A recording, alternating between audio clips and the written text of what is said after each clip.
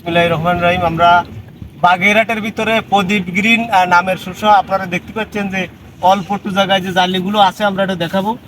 1 2 3 4 5 6 7 8 9 10 11 12 13 14 15টা এই দু জায়গায় আছে 15টা শসা।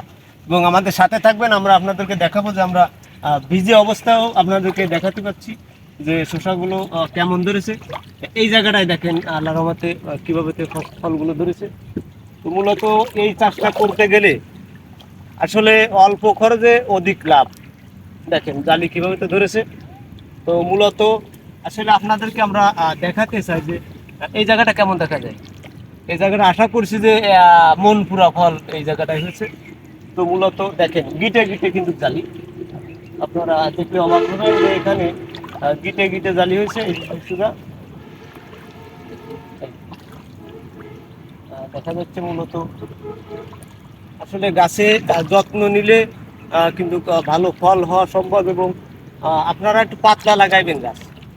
যে ফলগুলো দেখছেন মূলত কিন্তু গাছ পাতলা লাগানোর কারণে কিন্তু ফলগুলো এরকম হবে।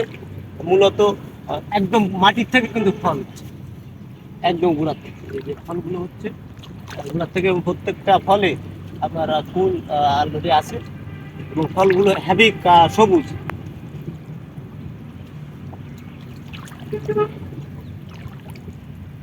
মূলত আমরা আসলে চাই যে আপনারা এই পদ্ধতিগুলো দেখবেন, দেখে চাষাবাদ করার জন্য চেষ্টা করবেন কিভাবে তো চাষ করলে লাভ করা যায় বা লাভ হয়।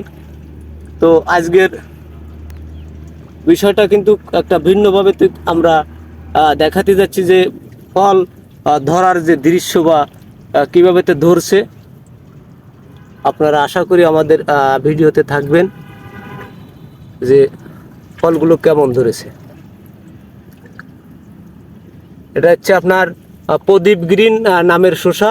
একদিকে হচ্ছে আপনার চাষ হচ্ছে মাছ, আর একদিকে চাষ হচ্ছে প্রদীপ গ্রিন শসা। তো মূলত চাষটা বুঝতে হবে, বুঝলে হয়তো লাভ হবে বা লাভ করা সম্ভব। আমরা আপনাদেরকে ঘুরে ঘুরে দেখাতে পাচ্ছি যে ফলগুলো ধরার যে দৃশ্য।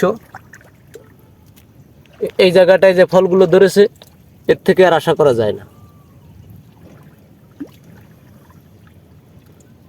এটা হচ্ছে বাগেরহাট জেলা লক্ষ্মীপুর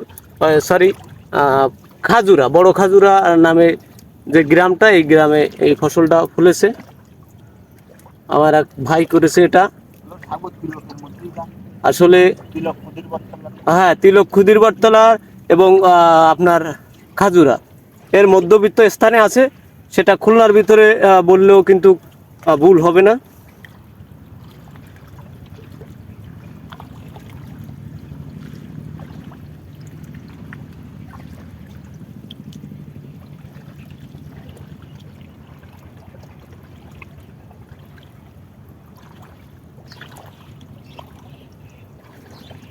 আমরা আপনাদেরকে দেখাতে পাচ্ছি যে জালি কিভাবে আসছে গেছে। দেখেন জালির যে দৃশ্য।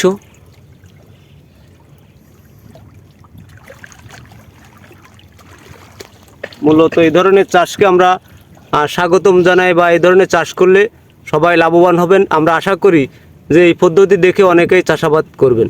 ধন্যবাদ।